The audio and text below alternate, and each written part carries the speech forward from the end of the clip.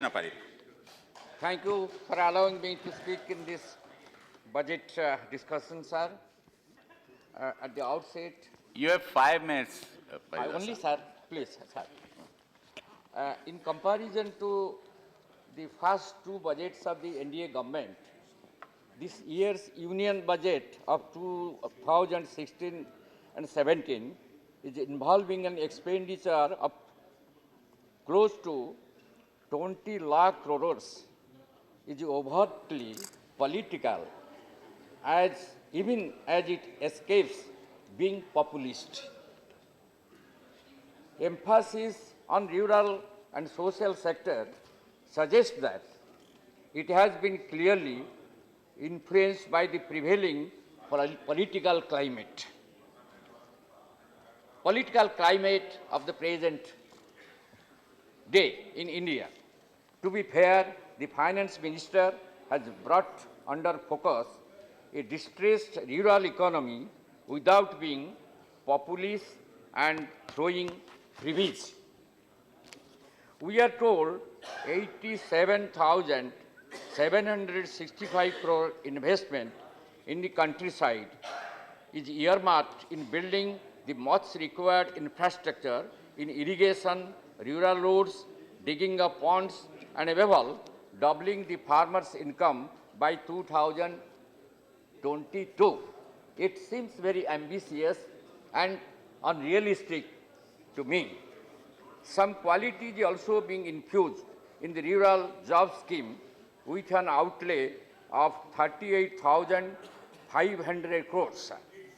With repeated monsoon failures, low wages, and small rise in the MSPs, the rural sector is in deep trouble.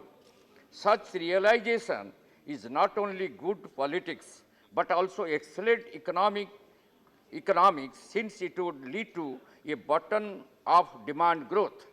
I remember just the day the budget was placed and read out by the finance minister, I was asked by some journalists that how you think about this budget.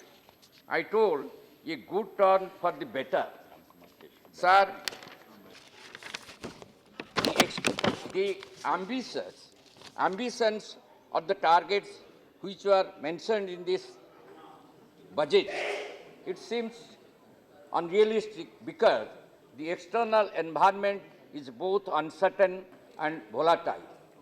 A logjam has been caused by stressed banks and stressed private sectors. Demand is a central pillar of growth. It has been tepid in our country. This budget has a much greater sense of purpose and direction as it is claimed by the Honorable Finance Minister. This budget continues a greater reliance on indirect taxes as opposed to a certain effort to expand the direct tax net. And it shows this budget is not poor, not pro-public, but it is pro-capitalist and corporate houses. Sir, I want to mention another thing. The finance minister says additional resources for vulnerable sections, rural areas, social and physical infrastructure have been provided in this budget. But since aggregate expenditure in nominal terms is slated to rise by only 10.8% between this financial year and the next, that seems difficult to believe. I would like to understand from the Finance Minister on this respect, sir. I want to mention about the NREGA. It is now much discussed that this government again gives stress on this NREGA program. But NREGA can be taken as an example. The number of man-days employment provided was down to less than 40% household as compared to the demand of 100. Many workers have not been paid during this last few years. Please enlist those unpaid workers who worked hard in this scheme and not paid. by the previous government or the last under this government also. Sir, the total allocation of agriculture, cooperation and farmers' welfare is 35,984 crores. On the surface, this seems to be a huge increase in allocation of this sector compared to revised estimate of 15,809 crores in 2015 and 16. But this is a result of change in classification. The budget estimate for 2016 and 17 includes another 15,000 crore for interest subsidy for short-term credit to farmers. This had earlier appeared as a part of the demand for the grants of the Finance Ministry, and its inclusion inflates the ACFW figure for 2016-18. Another thing, sir, here I want to draw the attention of the Honorable Finance Minister. In this budget, that nothing has been mentioned.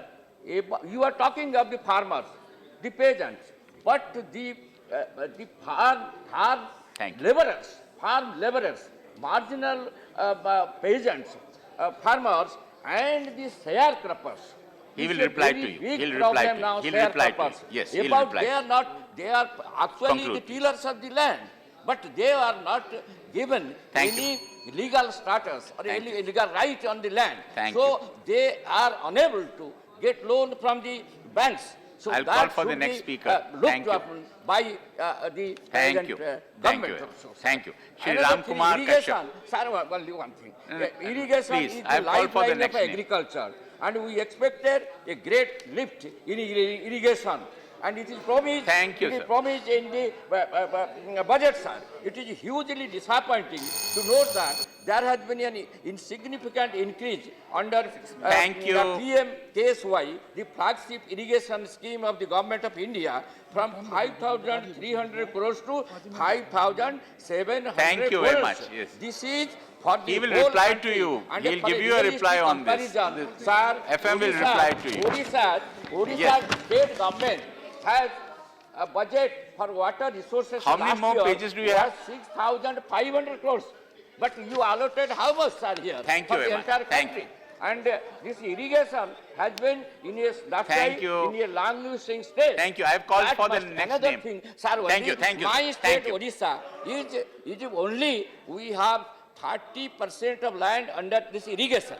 You are taking the next person's time now. Koraput and all these things, they have only 3% of irrigated land.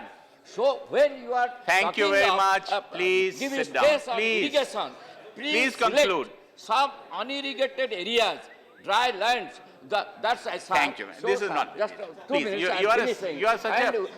You adhere to the time always. I am surprised. Thank you. Thank you. Please sit down. Please sit down. Now, this is not there. This is not.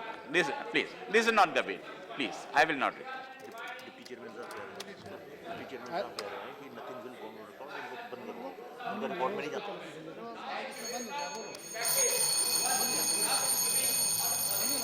This is not the way to do it. Please.